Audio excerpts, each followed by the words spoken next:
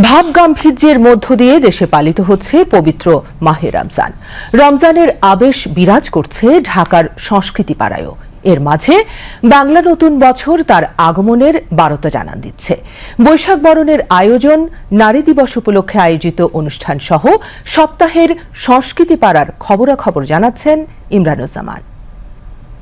আন্তর্জাতিক নারী দিবস উপলক্ষে শিল্পকলা একাডেমিতে হয়ে গেল পেইন্টিং কর্মশালা স্বদেশনামা।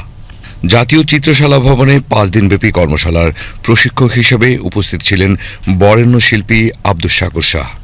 কর্মশালায় 15 জন নারী শিল্পী অংশগ্রহণ করেন। স্বোপার্জিত শিল্প এর সূত্রে অংশগ্রহণকারীরা স্থানিক চরিত্র সম্পর্কে সচেতন হয়ে ছবি আঁকার প্রয়াস পান।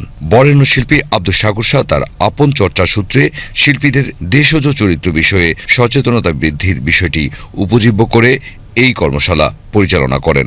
প্রত্যেকেই যেহেতু নারী শিল্পী, তাদের নিজস্ব চিন্তা ভাবনার বিষয়টি হয়তো নারী কেন্দ্রিক অথবা বাস্তবতা কেন্দ্রিক।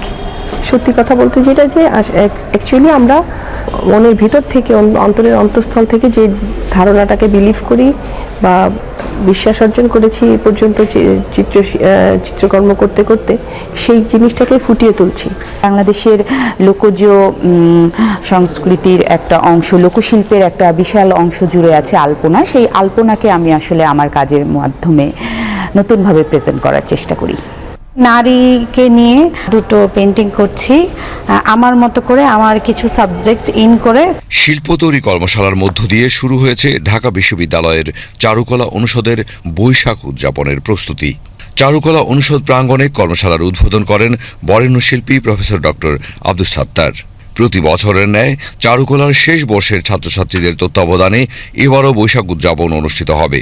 শুরু হলো আমাদের পহেলা নববর্ষের প্রস্তুতি পর্ব কর্মশালা। এটা চলবে পয়লা বৈশাখ পর্যন্ত। প্রত্যেক বছরের ন্যায় আমরা মাস্কের কাজ করছি, আমরা সরা পেইন্টিং করব। শিল্পীদের তৈরি সরা, জলরং, মুখোশ এবং অন্যান্য শিল্প সামগ্রী বিপণনের মাধ্যমে উদযাপনের ফান্ড তৈরি করা হবে। ইউনেস্কোর স্বীকৃতি প্রাপ্তির ফলে আয়োজনের বাধ্যবাধকতা রয়েছে। এই দেশের পশু পাখি, এই দেশের এই সব কিছু প্রকৃতির অংশ আমাদের সঙ্গে জড়িত। এইখানে নির্ভেজাল শিল্পকর্ম নিয়ে জনগণ একটা উৎসব করে, তার চাইতে আর বেশি কিছু নেই। সুতরাং অনুষ্ঠান সুন্দরভাবেই পালিত হবে বলে আমি বিশ্বাস করি। পবিত্র রমজান উপলক্ষে রসিকজন আয়োজন করে বাংলার রমজান নামে বাংলার ঐতিহ্যবাহী ইফতার ও সেহরি প্রদর্শনী, হামদ ও নাত পরিবেশন, কবিতা উৎসব ও ইফতার মাহফিল।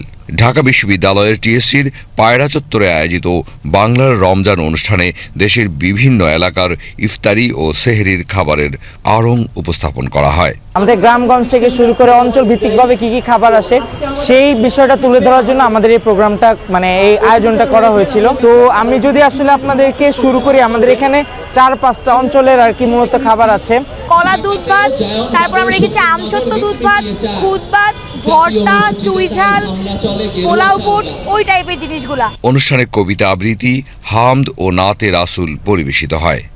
আল্লাহকে যে পাইতে চায়, কালাম আরশ কুরসি লৌহ কালাম না চাহিতে পেয়েছে সে।